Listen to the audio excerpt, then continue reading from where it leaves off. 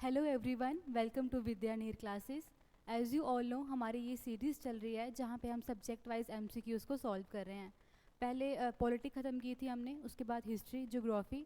आज हम स्टार्ट कर रहे हैं जनरल साइंस से। फर्स्ट क्वेश्चन पे आते हैं। Conservation of the first question है, conservation of momentum in a collision between particles can be understood on the basis of. So जब भी दो पार्टिकल्स, दो बॉडीज़ कोलाइड करती हैं तो वो जो उनका मोमेंटम है कंजर्व रहता है। उस कंजर्वेशन को हम किस लॉ की हेल्प से पढ़ सकते हैं? न्यूटन का second law plus third law. ठीक है, सेकंड लॉ क्या बोलता है? Force is equal to mass into acceleration. और third law, to every action there is an equal and opposite reaction. सही आंसर क्या होगा? Option C, Newton second law of motion and Newton's third law of motion. फिर next question पे आते हैं। Which one of the following statements are about latent heat for a given substance are correct? So इनमें से कौन सी statement ऐसी है जो लेटेंट हीट के लिए सही है? लेटेंट हीट क्या होती है? किसी भी बॉडी में जो चेंज आती है हीट में एट ए गिवन टेम्परेचर। ठीक है, टेम्परेचर कांस्टेंट रहेगा और एक गिवन टेम्परेचर पे लेटेंट हीट हमेशा क्या होती है? फिक्स। पहली स्टेटमेंट क्या है? It is fixed at A given temperature, ये हमने अभी डिस्कस किया। उसके बाद it depends upon temperature and volume, ये भी सही है। जो लेटेंट हीट है एक बॉडी की, वो किस पे डिपेंड करती है? टेम्परेचर पे, और उस ऑब्जेक्ट की बॉडी की वॉल्यूम कितनी है। थर्ड है, it is independent of temperature and volume. ठीक है, अभी हमने क्या बोला कि ये टेम्परेचर पे डिपेंडेंट है, दूसरा वॉल्यूम पे।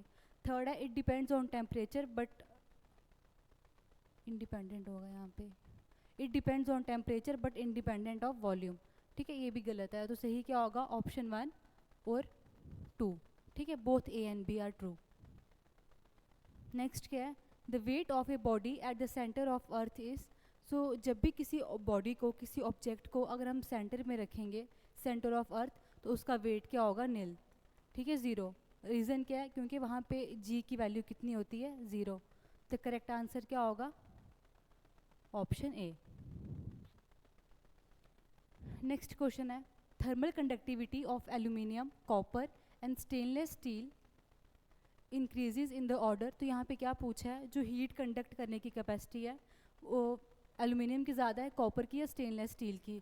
इनको हमने ऑर्डर में अरेंज करना है। सबसे ज़्यादा किसकी होगी? कॉपर की, उसके बाद एल्यूमिनियम की, और लास्ट में होगी स्टेनलेस स्टील की। तो सही सीक्वेंस क्या बनेगा? Stainless steel less than aluminium less than copper. Correct answer क्या होगा? Option B. नेक्स्ट है, which one of the following waves is used for detecting forgery in currency notes? So जो fake currency notes होते हैं उनको detect करने के लिए हम कौन सी रेस का इस्तेमाल करते हैं? अल्ट्रा वायलेट रेस का। ठीक है, इनको यूवी रेस भी कहते हैं। करेक्ट आंसर क्या होगा? Option A. अब नेक्स्ट क्वेश्चन पे आते हैं। A rainbow is produced due to which one of the following phenomena? अब यहाँ पे बात हो रही है रेनबो की। ठीक है, रेन के बाद जो हम ये रेनबो के पेरेंट्स देखते हैं, ये किस वजह से होती है? एक प्रोसेस होता है डिस्पर्शन ऑफ लाइट। ठीक है, ऑप्शन ए। डिस्पर्शन के अलावा किसकी, कौन सा फिनोमिना इंक्लूडेड होता है रेनबो की फॉर्मेशन में? रिफ्लेक्शन। और तीसरा है रिफ्रैक्शन। ठीक है, बट मेन कौन सा प्रोसेस होता है? Dispersion of light. Option A. Next है, which one of the following waves does not belong to the category of other three? अब यहाँ पे क्या पूछा है? इनमें से 3 वेव्स ऐसी हैं जो ए कैटेगरी को बिलोंग करती हैं, और जो फोर्थ वाली है वो उनसे अलग है। एक एक करके देखते हैं। एक्स रेज कौन सी टाइप की रेज होती हैं? Electromagnetic waves. उसके बाद माइक्रोवेव्स, ये भी इलेक्ट्रोमैग्नेटिक वेव्स हैं। और रेडियो वेव्स भी कैसी हैं नेचर में?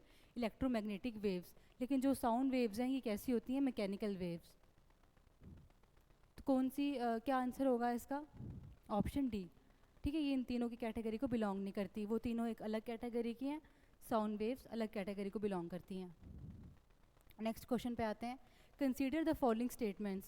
स्टेटमेंट देखते हैं एक एक करके। पहली है, the speed of light is higher in a rarer medium than a denser medium. अब दो तरह के मीडियम होते हैं जिसकी डेंसिटी, घनत्व कम होगा, उसको हम कहते हैं रियरियर मीडियम, रियरर। और जिसका डेंसिटी ज़्यादा होगी उसको हम क्या कहते हैं? Denser medium. जब भी लाइट रियर मीडियम में होती है उसकी स्पीड ज़्यादा होगी, और जब वो रियर से डेंसर मीडियम में जाएगी उसकी स्पीड क्या हो जाएगी? कम हो जाएगी। तो ये स्टेटमेंट सही है।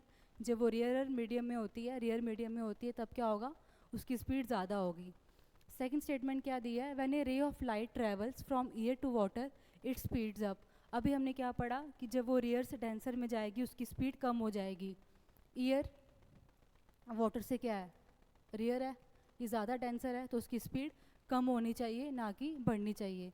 सिर्फ कौन सा ऑप्शन से ही होगा, कौन सी स्टेटमेंट से ही होगी, A statement, option A. Next question पे आते हैं, why it is difficult to see through fog. Fog जिसको हम धुंध कहते हैं, कभी कभी फॉग में क्या होता है, विजिबिलिटी ऑलमोस्ट ज़ीरो हो जाती है। क्या रीज़न है उसका, क्यों हमें फॉग के थ्रू दिखाई नहीं देता। जितने भी फॉग के पार्टिकल्स होते हैं, जो लाइट है, वाइट लाइट है, वो हर पार्टिकल से क्या होती है, स्कैटर होती है। उसी लाइट स्कैटरिंग ऑफ लाइट की वजह से विजिबिलिटी बिल्कुल कम हो जाती है, ऑलमोस्ट ज़ीरो। करेक्ट ऑप्शन क्या होगा, rays of light are scattered by the fog droplets, option B.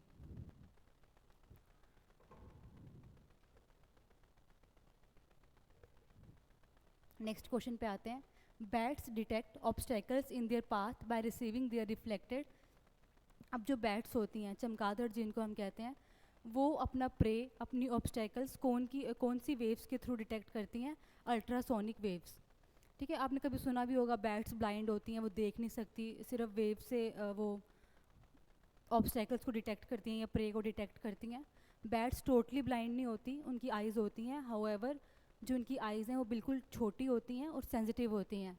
ठीक है, मोस्टली वो क्या यूज़ करती हैं, अल्ट्रासोनिक वेव्स। नेक्स्ट है, the tissue carrying food in plants is known as. अब प्लांट्स में दो तरह के मेन टिश्यूज़ होते हैं जो वाटर और मिनरल्स कैरी करते हैं, कौन से, एक है फ्लोएम और दूसरा है जाइलम। ठीक है, फ्लोएम फर्स्ट से फूड क्या याद करना, ये फूड कैरी करता है, और जाइलम क्या कैरी करता है, वाटर प्लस मिनरल्स। अब यहाँ पे किसके बारे में पूछा है, फूड के बारे में, तो फूड कौन कैरी करता है, फ्लोएम। ठीक है, ऑप्शन ए। नेक्स्ट है, which one of the following pair is correctly matched. Pair देखते हैं, पहला है हाइपरमाइट्रोपिया। हाइपरमाइट्रोपिया आई का डिफेक्ट होता है जिसको हम लॉन्ग साइटेडनेस भी कहते हैं, दूर का दिखाई देता है, पास का दिखना बंद हो जाता है। इसके लिए हम कौन सी लेंस लगाते हैं, कौन सा चश्मा यूज़ करते हैं जिसमें कन्वेक्स लेंस लगी हो, तो ये ऑप्शन सही है। नेक्स्ट है मायोपिया बाईफोकल लेंथ। मायोपिया क्या होता है, हाइपरमाइट्रोपिया का बिल्कुल उल्टा, इसमें पास का दिखता है, दूर का दिखना बंद हो जाता है। इसमें हम कौन सी लेंस लगाते हैं, कनकेव, तो ये सही मैच नहीं है, गलत है। नेक्स्ट है कैटारैक्ट, मोतिया जिसको हम कहते हैं, आई लेंस बिल्कुल ओपेक हो जाती है, इसका क्या इलाज है, सिर्फ सर्जरी। ठीक है, सर्जरी के बिना उसको ठीक नहीं कर सकते। नेक्स्ट है रेस बायोपिया, ये भी मायोपिया की तरह होता है बट फ़र्क है, ये सिर्फ एज के साथ डिफेक्ट हमें देखने को मिलता है। इसको ठीक करने के लिए क्या लगाते हैं, बाईफोकल लेंथ। ठीक है, तो सही मैच कौन सा है इसमें, ऑप्शन ए। नेक्स्ट क्वेश्चन पे आते हैं, one feels heavier in A lift when the lift. तो जब आप लिफ्ट में ट्रैवल करते हो, जैसे लिफ्ट ऊपर उठना शुरू होगी आपको हैवीनेस फील होगी। करेक्ट ऑप्शन क्या होगा, one feels heavier when the lift is moving up. ठीक है, जब ये ऊपर मूव कर रही है। नेक्स्ट है, when a body stationary then. जब एक बॉडी स्टेशनरी होती है, ठीक है, वो मूव नहीं कर रही है, उस टाइम क्या होगा, जितनी भी फोर्सेस उस पर एक्ट कर रही हैं वो सब क्या कर दी, एक दूसरे को बैलेंस करेंगे। ठीक है, करेक्ट आंसर क्या होगा, option C, the net forces acting on it balance is each other. जितने भी फोर्सेस उस पर एक्ट कर रही हैं वो सब एक दूसरे को बैलेंस कर देंगी या न्यूट्रल कर देंगी। नेक्स्ट है, which one of the following cell organelle is found in plants but not in animals. अब इनमें से कौन सा ऐसा सेल ऑर्गेनल है जो सिर्फ प्लांट्स में मिलता है, हाँ, बट एनिमल्स में नहीं मिलता। न्यूक्लियस प्लांट सेल में भी होता है, एनिमल सेल में भी। उसके बाद क्लोरोप्लास्ट, ये सिर्फ किस में होता है, प्लांट्स में। ठीक, गोल्गी अपरेटस और माइटोकॉन्ड्रिया प्लांट में भी होते हैं, एनिमल में भी। करेक्ट आंसर क्या होगा, ऑप्शन बी। नेक्स्ट है, select the correct statement regarding the insulin. So insulin word आपने कभी ना कभी सुना ही होगा, जिनको डायबिटीज़ होती हैं उनको इंजेक्शन लगते हैं इंसुलिन के। ठीक, स्टेटमेंट देखते हैं, it lowers the blood sugar which is true. Blood glucose level को कम करने के लिए कौन काम करता है, इंसुलिन। नेक्स्ट है, it is secreted bye stomach. तो स्टमक सेक्रेट नहीं करता, इसको कौन सेक्रेट करता है, पैनक्रियाज। नेक्स्ट है, बोथ ए एंड बी, ये नहीं होगा, ये भी नहीं, तो करेक्ट आंसर क्या है, ऑप्शन ए। ठीक है, नेक्स्ट क्वेश्चन है, the food in plants is stored in the form of, तो जो प्लांट्स हैं अपना खाना खुद बनाते हैं with the help of photosynthesis, और वो जो ये बना हुआ खाना ये किस फॉर्म में स्टोर करते हैं, in the form of starch. तो करेक्ट आंसर क्या होगा, ऑप्शन ए। नेक्स्ट क्वेश्चन है, dry wooden stakes if driven in a small crack in a rock and then soaked. क्या बोला यहाँ पे कि जो सूखे लकड़ी के पीसीज हैं उनको अगर हम एक रॉक में छोटे से क्रैक में फिट कर दें और उसके बाद उनको सोक कर दें, गीला कर दें, can develop enough pressure to split the rock. उसमें इतना प्रेशर डेवलप हो जाता है या वो इतना प्रेशर बिल्ड कर लेता है, जिस रॉक में आपने उसको फिट किया होगा वो क्रैक डेवलप कर देगा, ठीक है, रॉक को स्प्लिट कर देगा, बीच से काट देगा। Such a pressure is built up through the phenomena of, so ये जो प्रॉपर्टी है वुड की उसको हम क्या बोलते हैं, इम्बाइबिशन। या सिंपली आपने कभी बरसात के दिनों में देखा होगा जो हमारे दरवाजे हैं, खिड़कियाँ, तो वो जाम हो जाते हैं, खुलते नहीं हैं, वो किस वजह से, लकड़ी फूल जाती है, उसको हम क्या कहते हैं, इम्बाइबिशन। करेक्ट आंसर क्या होगा, ऑप्शन ए। नेक्स्ट है, what is required for the transport of substances through a membrane from a region of lower concentration to higher concentration. So जब भी हम कोई चीज़ पास कर रहे हैं लोअर कंसनट्रेशन से हायर कंसनट्रेशन में, बट यहाँ पे स्पेसिफिकली क्या लिखा हुआ है, थ्रू ए मेम्ब्रेन, ठीक है, एक मेम्ब्रेन के थ्रू। एक तो हम उस प्रोसेस को क्या बोलते हैं, ऑस्मोसिस, बीच में मेम्ब्रेन है, यहाँ से यहाँ चीज़ जा रही है, प्रोसेस को हम कहते हैं ऑस्मोसिस, और उसके लिए हमें क्या चाहिए होती है, एनर्जी, ऑप्शन ए, ठीक है, इनपुट ऑफ एनर्जी। नेक्स्ट है, कंसीडर द फॉलोइंग स्टेटमेंट्स। तो पहला क्वेश्चन है, deficiency of any element can cause multiple symptom in plant. तो यहाँ पे क्या बोला हुआ है स्टेटमेंट में कि किसी भी एलिमेंट की अगर डेफिशिएंसी होती है, एलिमेंट में नाइट्रोजन, फॉस्फोरस, क्लोरीन, वो सब, ठीक है, अगर उनकी डेफिशिएंसी होती है तो हम प्लांट्स में मल्टीपल सिम्टम देख सकते हैं, विच इज़ ट्रू। जैसे नेक्रोसिस हो गया, क्लोरोसिस हो गया, इस तरह के सिम्टम हमें देखने को मिलते हैं, ठीक है, पत्ते येलो होने लगते हैं। नेक्स्ट है, the same symptom may be caused by the deficiency of several different element. So ऐसा हो सकता है कि अलग अलग एलिमेंट्स की डेफिशिएंसी हो बट सिम्टम हमें सेम देखने को मिले, विच इज़ ऑल्सो ट्रू। से पोटेशियम कम होने से नेक्रोसिस भी देखने को मिलता है, उसके बाद पत्ते येलो होने लगते हैं, ठीक है, वेन्स येलो होने लगती हैं, तो सेम सिम्टम हमें देखने को मिलते हैं।